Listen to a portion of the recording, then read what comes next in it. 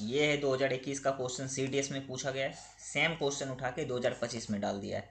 आत्मसम्मान आंदोलन, आत्मसम्मान आंदोलन। नेक्स्ट चलो, ये क्वेश्चन 1997 में पूना पैक्ट। नेक्स्ट क्वेश्चन 2025 में सेम थीम उठा के 2025 में। नेक्स्ट क्वेश्चन देखो, सीडीएस 2024 में सेम क्वेश्चन उठा के यहाँ से थीम लिया था असहयोग आंदोलन, यहाँ से असहयोग आंदोलन। चलो नेक्स्ट क्वेश्चन पे, इसी क्वेश्चन से उसने थीम रिपीट किया था असहयोग आंदोलन से 2025 में। यहाँ पे देखो, ये question as it is repeat है। UPSC 2016, UPSC 2025। यहाँ पे क्या कह रहा है, मध्यकालीन भारत में अर्घट्टा के बारे में पूछ रहा है। यहाँ पे देखो, ये सिंचाई के काम आने वाला अर्घट्टा। नेक्स्ट क्वेश्चन देखो, यूपीएससी सीडीएस 2024, ये चोल राजा के बारे में बोल रहा है। यहाँ पे राजेंद्र प्रथम, यहाँ पे देखो यूपीएससी सीएसई, यहाँ पे राजेंद्र चोल के बारे में पूछ रहा है। ये जावा सुमत्रा ये दे दिया था, थोड़ा सा 2 लाइन ज़्यादा बढ़ा के दे दिया ताकि बच्चा उलझ जाए। नेक्स्ट क्वेश्चन देखो, यहाँ पे यूपीएससी सीआईएसएफ में पूछा था। ये क्या पूछ रहा है कि अटलांटिक संधि वो नाटो के बारे में। नाटो के लिए यहाँ पे ऑप्शन दे रखा था, यहाँ पे निगेटिव ऑप्शन दिया था, लेकिन यहाँ पे पूछ दिया 2025 में। इसी क्वेश्चन से थीम उठा के रिपीट कर दिया कि नाटो के कितने सदस्य देश थे इसमें। इसी क्वेश्चन का थीम बना दिया था। नेक्स्ट क्वेश्चन देखो, यहाँ पे देखो यूपीएससी सीआईएसएफ 2022, और यहाँ से बिम्स्टेक के बारे में पूछा था। ये क्वेश्चन का थीम यहाँ पे बना दिया 2025 में। तो आप यहाँ से क्या समझ रहे हो, अगर आप यूपीएससी के पीवाईक्यू को सिर्फ करके चले जाओगे, यूपीएससी पीवाईक्यू 40,000 पीवाईक्यू को अगर आप लगा लोगे तो आपका प्रीलिम्स 100% श्योर हो जाएगा, जो कि किसी भी कोचिंग के मॉक टेस्ट से देने से बेहतर है आप यूपीएससी पीवाईक्यू लगाओ। क्योंकि देख रहे हो कैसे क्वेश्चन डायरेक्ट रिपीट कर रहे हैं, तो इधर उधर के कोचिंग का कुछ भी मत पढ़ो। कोई भी मॉक टेस्ट लगाने से पहले आप नोटिस करो कि आपने 40,000 प्लस पीवाईक्यू करे हैं। अगर आपके 40,000 प्लस पीवाईक्यू हो चुके हैं तो आपके प्रीलिम्स 110% श्योर है, जो कि हम इस सीरीज में आपके 40,000 प्लस पीवाईक्यू करवाएंगे। और इसका पीडीएफ भी, ये सारा पीडीएफ जो हैंड रिटन पीडीएफ है, जो नोट्स हैं, सब आपको टेलीग्राम चैनल पे मिल जाएगा। जय हिंद to everyone, welcome back to UPSC PYQ series. हम लोग इस सीरीज में यूपीएससी के विभिन्न एग्जाम में जितने भी एग्जाम होते हैं उससे जितने भी क्वेश्चन आते हैं प्लस उसका ऑप्शन का पूरा डिटेल से 360 डिग्री एनालिसिस करते हैं। उसी के कड़ी में एक और वीडियो जुड़ चुका है और अभी हम लोग देख रहे हैं यूपीएससी सीएसई 2024, जिसमें क्वेश्चन नंबर 1 से क्वेश्चन नंबर 30 तक कंप्लीट हो चुका है। जो भी बच्चे इस वीडियो को नहीं देखे हो, जाके वीडियो को देखो। वहाँ पे कैसे एलिमिनेशन टेक्निक काम करता है, कहाँ पे नॉलेज लग रहा है, कहाँ पे कोई हैक्स लग रहा है, या फिर कहाँ पे आप ऑल नन ये सब को देख के स्टेटमेंट कट कर सकते हो। ये हर चीज़ को डिटेल से बता रखे हैं, तो आप लोग जाओ प्लेलिस्ट में देखो। और आप लोग को बोला गया था एक कॉपी और एक पेन ले लेने के लिए, जिससे कि आप इसका नोट बना सको। जैसे ही एक बार नोट कंप्लीट हो जाएगा तो आपके जब एग्ज़ाम नज़दीक आएंगे आप इस वाले नोट को रिवीजन पे डाल दोगे। बाकी आप किसी भी कोचिंग का मॉक टेस्ट के पीछे मत भागो, आप यूपीएससी पीवाईक्यू करो। और बहुत सारे क्वेश्चन यहाँ से हर साल रिपीट होता है। 2025, 2024 कोई ऐसा साल ही नहीं है जहाँ से क्वेश्चन रिपीट नहीं होता है। चाहे वो यूपीएससी में रिपीट करे, चाहे सीडीएस, सीएपीएफ, हर जगह क्वेश्चन रिपीट करता है। तो क्वेश्चन नंबर 31 क्या कह रहा है, चलो देखते हैं। क्वेश्चन नंबर 31 आरटीजीएस के बारे में पूछ रहा है, जो कि है क्या, radio isotope thermo electric generator के बारे में पूछ रहा है। ये बोल रहा है आरटीजीएस ये एक लघु विखंडन रिएक्टर है। उसके बाद दूसरा कथन क्या कह रहा है, आरटीजीएस का प्रयोग अंतरिक्ष यानों के ऑनबोर्ड प्रणालियों को विद्युत आपूर्ति करने के लिए होता है। चलो इसको भी अभी होल्ड पे डालते हैं। इस क्वेश्चन, इस वाले स्टेटमेंट को पढ़ो। ये क्या कह रहा है, आरटीजीएस में प्लूटोनियम 238 का उपयोग किया जाता है, क्या जा सकता है, इस वाले लाइन को पढ़ो। आरटीजीएस में प्लूटोनियम 238 का उपयोग किया जा सकता है, इस वाले लाइन पे ना जोड़ देना। इससे रिलेटेड हम एक थीम बताए थे कि कोई भी टेक्नोलॉजी है, जो बच्चे एक से वीडियो को देख रहे हो ना क्वेश्चन नंबर 1 से, उसको पता होगा जब हम बताए थे कोई भी न्यू टेक्नोलॉजी है तो उसका अपार संभावना होता है कहाँ पे वो सही हो जाए। मान लो कोई एंड्रॉयड फ़ोन वाला एग्जांपल देके बताए थे कि एंड्रॉयड कोई फ़ोन है, हो सकता है आगे चल के इस वाले एंड्रॉयड फ़ोन से आपका टीवी भी कंट्रोल होने लगे, तो टेक्नोलॉजी चेंज हो गया। कहने का मतलब वही था कि टेक्नोलॉजी में आप लिमिट नहीं लगा सकते कि ये जो टेक्नोलॉजी है आगे चल के ये क्या कर सकता है। आगे चल के क्या हो सकता है इसका अंदाज़ा कोई नहीं लगा सकता है, क्योंकि जैसे गूगल का कोई एक टेक्नोलॉजी था, आगे चल के क्या बन गया, एक देखो चैट जीपीटी बन गया। वही बोल रहा है कि आरटीजीएस में प्लूटोनियम 238 का उपयोग किया जा सकता है। मतलब ऐसा कोई एक टेक्नोलॉजी होगा जिसमें आरटीजीएस में प्लूटोनियम 238 का उपयोग किया जा सकता है। ठीक है, तो इसको हम क्या मान लेंगे, सही मानेंगे। फिर क्या कह रहा है, आरटीजीएस का प्रयोग अंतरिक्ष यान के ऑनबोर्ड प्रणालियों को विद्युत आपूर्ति के लिए होता है। अभी देखो प्लूटोनियम 238 से हम क्या बनाते हैं, प्लूटोनियम 238 और यूरेनियम 235, 38, 39, ये सब आप पढ़े होंगे। अगर नहीं पढ़े हो तो उसको डिटेल से पढ़ो, तब समझ में आएगा कि किससे विद्युत बनता है और किससे बम बनता है। तो प्लूटोनियम जो ये होता है ना, अगर यहाँ पे हम लिखाना चाहें तो चलो लिखो मेरे साथ, इस वाले क्वेश्चन से कुछ कुछ नोट डाउन करो। ये जो है आपका प्लूटोनियम 238, ऐसा वाला नोट आप एक बार बना लोगे ना, उसके बाद देखना कितना मज़ा आता है पढ़ने में। प्लूटोनियम 238 जो है ये करता क्या है, ये रेडियोधर्मी क्षय पर आधारित होते हैं। अगर कभी ऐसा स्टेटमेंट आ जाए ना, ये क्या रेडियोधर्मी क्षय पे आधारित होता है, तो बिल्कुल सही उसको लगाना। तो इसके बारे में लिख लो, ये जो प्लूटोनियम 238 आया है, तो इस वाले कीवर्ड को थोड़ा सा हमने विस्तार से इसको एनालिसिस जब किया तो हमको पता चला ये सब चीज़ इम्पोर्टेंट है। तो इम्पोर्टेंट चीज़ को आप नोट डाउन कर लो, क्योंकि आप अगर इसको ढूंढोगे तो आपका टाइम चला जाएगा, और मैंने आपके लिए ढूंढ दिया तो एक काम कर दिया। तो यहाँ पे लिखो प्लूटोनियम 238 क्या होता है, रेडियो धर्मी क्षय पर आधारित होता है।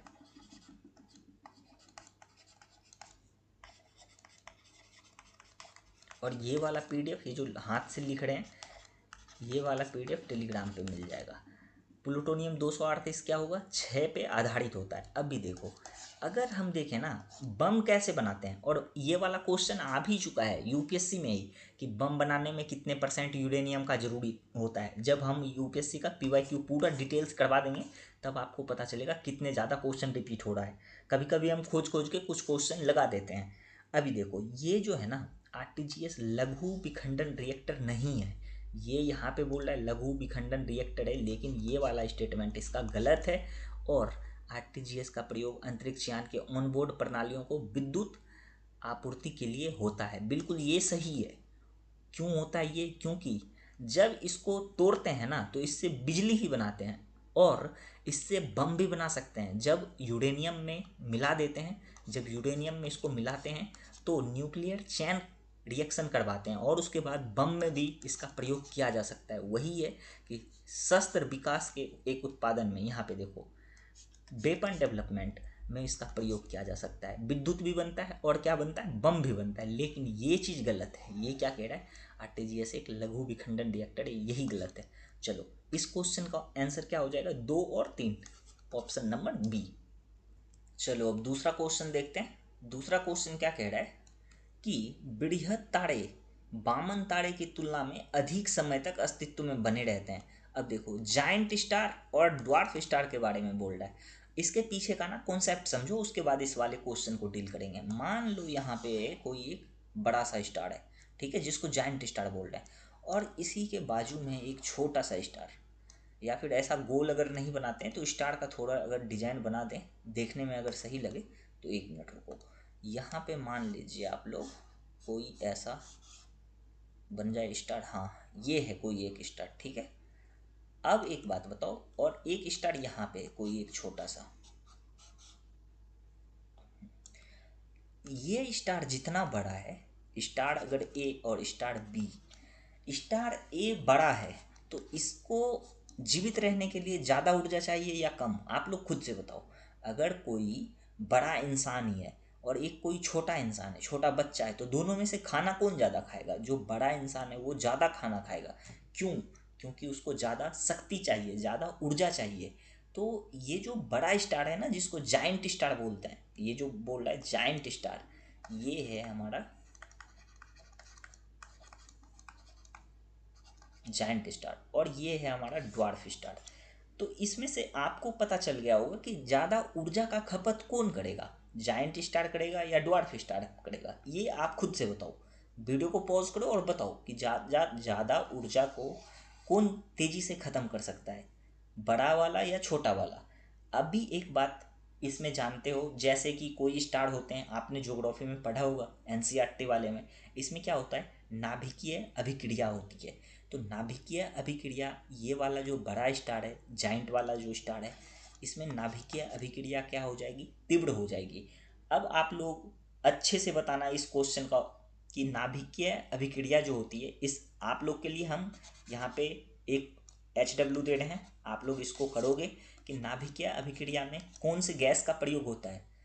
आप लोग बता दोगे ना, या नहीं बताओगे तो चलो हम ही बता देते हैं, हाइड्रोजन का प्रयोग करता है। ठीक है, अब देखो, जब बृहद तारा, जिसको हम जाइंट स्टार बोलेंगे, बृहद तारा जैसे जैसे नाभिकीय अभिक्रिया इसका उच्च दर से घटित होती है, और उसमें क्या होता है, हाइड्रोजन का उपयोग बहुत तेजी से होता है, और इस प्रकार उसका नाभिकीय ईंधन अपघटन शीघ्र हो जाता है। यही चीज़ तो हम बता रहे हैं कि जैसे जैसे इसमें नाभिकीय अभिक्रिया तेजी से होगा, और ये छोटा है तो धीरे धीरे होगा, क्योंकि इसको कम भोजन चाहिए और इसको अधिक भोजन चाहिए। कॉन्सेप्ट हालांकि आप समझ गए होंगे हम क्या समझाना चाह रहे हैं, और जिसको अभी भी क्लियर नहीं हो रहा है तो एक बार जाके ज्योग्राफी पढ़ो और PYQ साथ में करते जाओ। तो यहाँ पे क्या कह रहा है, देखो यहाँ पे पढ़ो, इस वाले लाइन को जब पढ़ोगे ना तो अब क्लियर होगा। बृहद तारे मतलब जाइंट स्टार की तुलना में, बृहद तारे बामन तारे की तुलना में, बामन तारे मतलब छोटा तारा, देखो giant star live much longer than dwarf star. अब कैसे ये जीवित रहेगा, क्योंकि इसको ज़्यादा खाना चाहिए, और बामन तारे को क्या चाहिए, कम खाना चाहिए, इसको कम खाना, और लेकिन बृहद तारे को क्या चाहिए, ज़्यादा। अब एक बात बताओ, ये ज़्यादा खाएगा और ये बोल रहा है कि इसके तुलना में ना अधिक समय तक जीवित अस्तित्व में बना रह सकता है, तो ये कहीं से सही लग रहा है आपको, ये गलत हो जाएगा, क्योंकि कम समय तक बना रहेगा, क्योंकि ये ज़्यादा तेज़ी से खाना खाएगा तो ज़्यादा तेज़ी से नाभिकीय, हम खाना बोल रहे हैं, हालांकि उसके लिए कोई रोटी सब्जी नहीं पका के देगा, उसके लिए खाना क्या होता है, वो हाइड्रोजन के साथ क्या करता है, नाभिकीय अभिक्रिया करता है, तो वही उसका खाना है, ये खाना, और ये धीरे से खाएगा। तो ये जल्दी खा के अपना भोजन खत्म कर सकता है, ये धीरे से करेगा, तो ज़्यादा जीवित दिन तक जीवित कौन रहेगा, ये वाला स्टार ना, तो ये वाला हो जाएगा गलत। और ये क्या बोल रहा है, बामन तारे की तुलना में बृहद तारे में नाभिकीय अभिक्रिया की दर उच्चतर दर होती है, बिल्कुल सही है ये, बिल्कुल सही है, क्योंकि जो ज़्यादा खाएगा ज़्यादा तेज़ी से क्या करेगा, काम भी करेगा। तो वही बोल रहा है, क्योंकि वामन तारे के तुलना तुलना में बृहद तारा जो है, नाभिकीय अभिक्रिया की दर क्या होती है, उच्च होती है, जिसके कारण वो अपेक्षाकृत जल्दी भी घटित हो जाएगा। इसमें इसका जैसे अभिक्रिया दर उच्च होगा तभी तो ये जल्दी भी घटित होगा। तो उम्मीद है आपको समझ में आ गया होगा कि ये गलत है और ये क्या है, सही है। कथन एक गलत, कथन दो सही, इसमें से देखो कौन सा सही है। कथन एक सही नहीं है किंतु कथन दो सही है, ऑप्शन डी राइट आंसर। ठीक है, चलो नेक्स्ट क्वेश्चन पे चलते हैं, क्वेश्चन नंबर 3। इस क्वेश्चन को पॉज करो और पहले खुद से लगाओ। उम्मीद है आप लोगों ने कर लिया होगा, एक बार हम भी पढ़ लेते हैं। ये बोल रहा है कि निम्नलिखित में से कौन सा मानव शरीर में संश्लेषित होता है जो रक्त वाहिका को विस्फारित करता है। ये थोड़ा सा क्लिष्ट नाम है, और जैसे भी क्लिष्ट नाम आए ना, जैसे ही उसको तुरंत इंग्लिश में देख लिया करो, इसका मतलब क्या है, ये ब्लड वेसल के बारे में बोल रहा है। ठीक है, और रक्त प्रवाह को बढ़ाता है। तो देखो, हमने जब इस क्वेश्चन का एनालिसिस ढूंढ रहे थे, अलग अलग साइड पे अलग अलग देख रहे थे, पढ़ रहे थे कि इसका क्या एकदम सटीक होनी चाहिए, तो हमको कुछ चीज़ मिला जो कि आपको नोट डाउन करना चाहिए, क्योंकि ये ज़रूरी है। तो आप लोग नोट डाउन करोगे कि नाइट्रिक ऑक्साइड मानव शरीर में क्या होता है, संश्लेषित होता है। नाइट्रिक ऑक्साइड मानव शरीर में क्या होता है, संश्लेषित होता है। यहाँ पे ये चीज़ तो लिख रहा है, निम्नलिखित में कौन सा संश्लेषित होता है, तो नाइट्रिक ऑक्साइड क्या होती है, संश्लेषित होती है। और जो कि ये क्या करता है, जो रक्त वाहिका को विस्तारित करता है। तो यहाँ पे हालांकि इसका आंसर क्या हो जाएगा, नाइट्रिक ऑक्साइड। अभी इसके बारे में डिटेल से हम बता रहे हैं, तो आप लोग लिख लो। नाइट्रिक ऑक्साइड क्या करता है, मानव शरीर में संश्लेषित होता है, जो रक्त वाहिका को विस्फारित करता है और रक्त प्रवाह को बढ़ाता है। इतना तो लिख ही लो इसके साथ, नाइट्रिक ऑक्साइड के साथ। और ये करता क्या है, शरीर के एंजाइम में नाइट्रिक ऑक्साइड सिंथेस का उपयोग करता है। ठीक है, किसका उपयोग करता है, अगर कभी आ जाए क्वेश्चन में कि नाइट्रिक ऑक्साइड ऐसे ऐसे, ये वाला लाइन दे दे, उसके बाद बोल दे कि ये क्या करता है, nitric oxide, nitric oxide synthase का यूज करता है,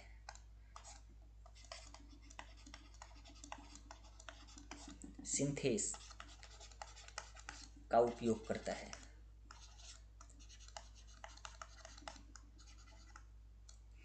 और इसका जैसे नाइट्रिक ऑक्साइड सिंथेस का उपयोग करता है तो इससे क्या बनाता है पता है? इससे amino acid, amino acid L arginine बना देता है। ये amino acid, amino acid L arginine बना देता है।